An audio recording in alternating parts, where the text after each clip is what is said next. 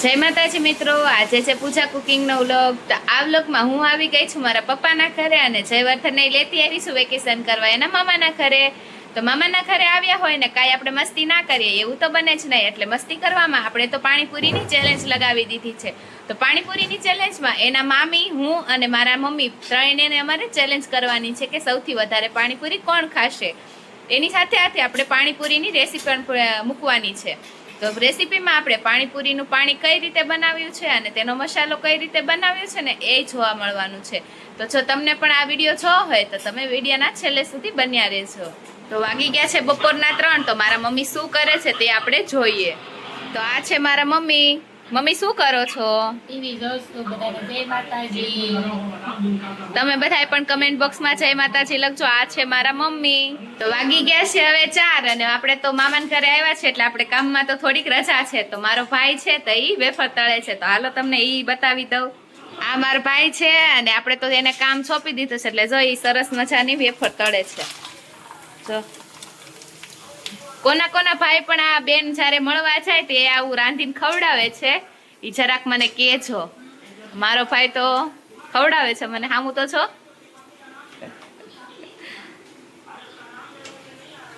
જો સરસ એવી વેફર તળે છે. મને ભૂખ લાગી છે એટલે કે હાલ તને વેફર તળ દઉં, તો એને વેફર તળ નાખી છે. જો વેફર તળે ત્યાં સુધી આપણે મોટા ભાઈ પાસે જઈએ છીએ. તો હાલો તમને લઈ જાઓ મારા મોટા ભાઈ અને ભાભીને મળવા. તો આપણે આવી ગયા છીએ ઉપરની રૂમમાં મામા અને મામી પાસે જયવર્ધનના. તો મામા અને જયવર્ધન બે રમે છે અને એના મામી છે તો એ જયવર્ધનનું ધ્યાન રાખે છે કે જયવર્ધન ક્યાંક પડી ન થાય. અને જયવર્ધન ને એના મામા બે રમે છે. જો એન મામીને તો એટલા દાંત આવે છે ને કે તું મને વ્લોગમાં ન લે બેન. જો તો નાના ભાઈએ વેફર તળી નાખી છે. એના માટે જો ફૂલ તીખી અને અમારે બધા માટે મોળી. અને અમે બધા લોકો હવે ખાવા માંડ્યા છીએ રોંઢાની વેફર. જયવર્ધનભાઈ ને તો સાઈડમાં બેસી ગયા કે અમારે તો વેફર ખાવી જ નથી. આપણે પાણીપુરી માટે અત્યારે સલાડ માટે કાંદા અને ટમેટા કાપીએ છીએ. ટમેટા કાપી લીધા છે અને કાંદા પણ કાપાય છે.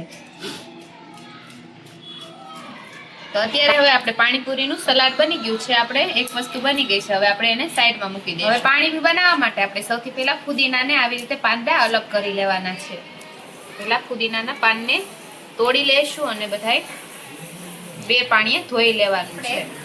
હવે આપણે આ લીલું લસણ લેવાનું છે અને તેને પણ સાફ કરી લેશું. હવે આપણે આ આદુના ટુકડાને આ રીતે છાલ અલગ કરી લેવાની છે.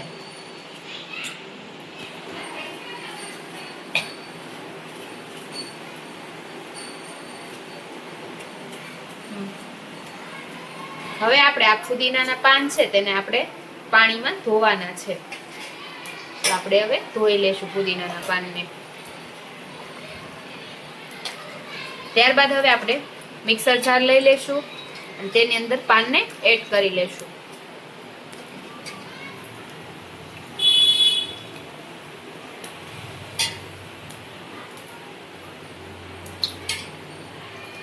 ત્યાર પછી હવે આપણે ધાણા લઈશું. ધાણાને દાળથી ગોતા લેવાના છે. દાળથી આપણે જુદી નથી કરવાની, એને પણ ધોઈ લેવાનું છે.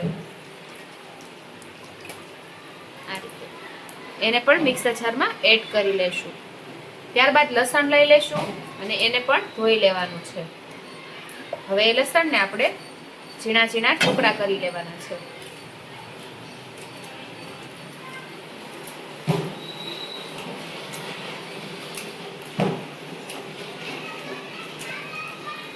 ત્યારબાદ હવે આદુનો ટુકડો લઈ લેશું અને એના પણ ઝીણા ઝીણા ટુકડા કરી લેવાના છે.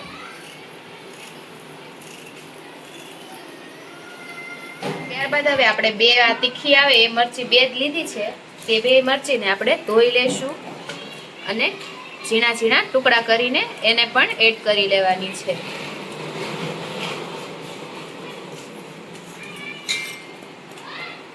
ત્યારબાદ સૂકું લસણ લઈ લેશું અને તેની પણ 10 થી 15 કળી આપણે એડ કરવાની છે.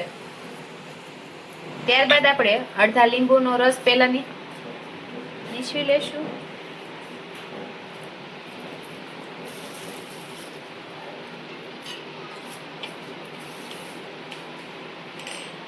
હવે આપણે આ 1 ચમચી જેટલું આખું જીરું લઈ લેશું. સ્વાદ અનુસાર થોડુંક મીઠું એડ કરશું અને 1 ચમચી મોટી ખાંડ લઈ લેશું આપણે. ત્યારબાદ હવે આ બધી જ વસ્તુને ક્રશ કરી લેવાનું છે બંધ કરીને.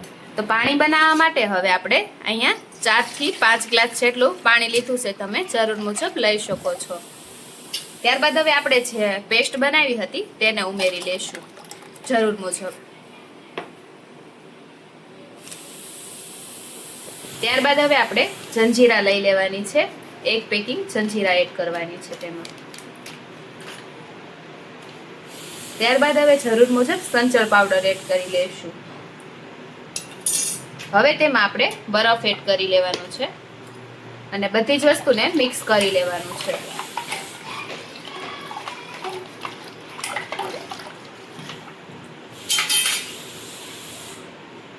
લીલા ધાણા એડ કરવાના છે.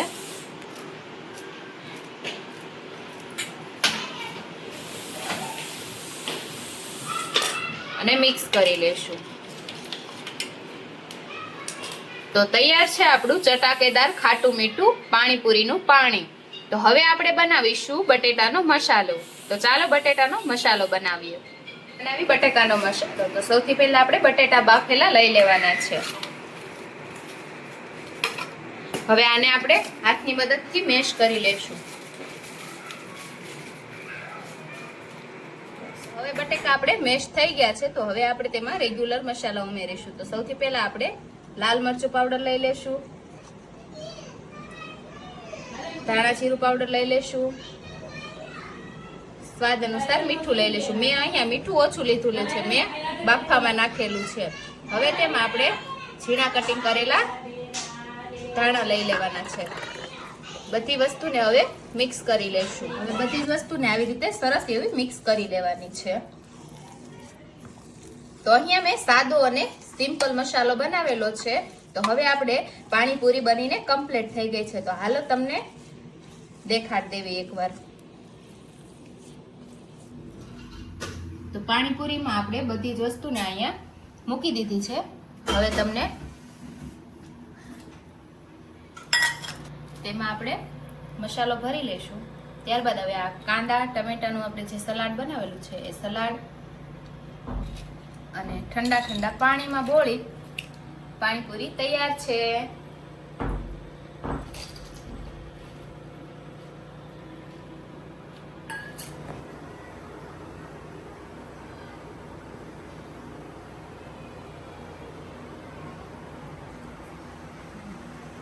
બની ગઈ છે ને તમને જેમ વિડીયોમાં કીધું કે અમે ચેલેન્જ કરવાના છીએ ત્રણેય લોકો.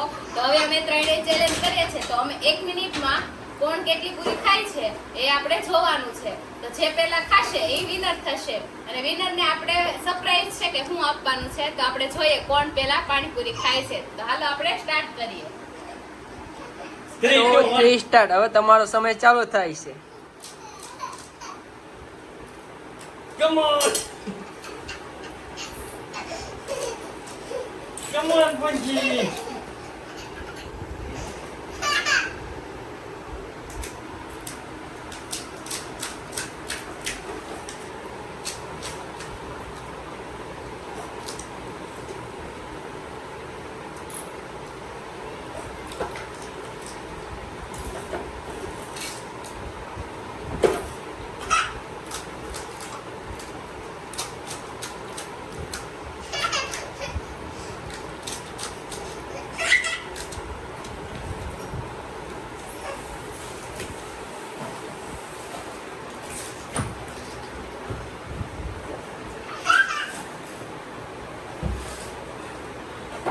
Come on, Bungie!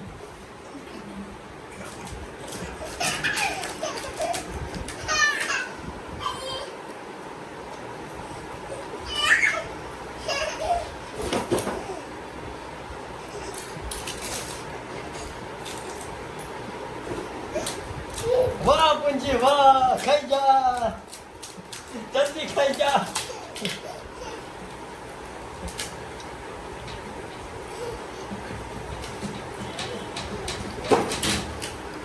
એને ફિનિશ કરી દો. તીસરા નંબર તો પાણીપુરીની ચેલેન્જ થઈ ગઈ છે પૂરી, અને હવે આપણે સરપ્રાઈઝ આપવાની હતી એની વાત કરીશું. તો સરપ્રાઈઝમાં પપ્પાએ આઈસ્ક્રીમ લઈ આવેલા છે, તો હવે આઈસ્ક્રીમ ખાઈ લેશું અને સરપ્રાઈઝને અહીંયા જ પૂરી કરી લેશું. તો હવે ફરી મળીશું નેક્સ્ટ વિડીયોમાં. અને હા, તમને જો પૂજા કુકિંગના મિની બ્લોગ જોવા ગમતા હોય તો અમારા વિડીયોને લાઇક કરજો, શેર કરજો અને ચેનલને સબસ્ક્રાઈબ કરી દેજો, જેથી અમારા નવા બ્લોગ કે નવા કુકિંગ વિડીયો આવે એ તમારા સુધી પહેલાં પહોંચે. તો મળીએ હવે ફરી નેક્સ્ટ વિડીયોમાં. ત્યાં સુધી બધાને જય માતાજી.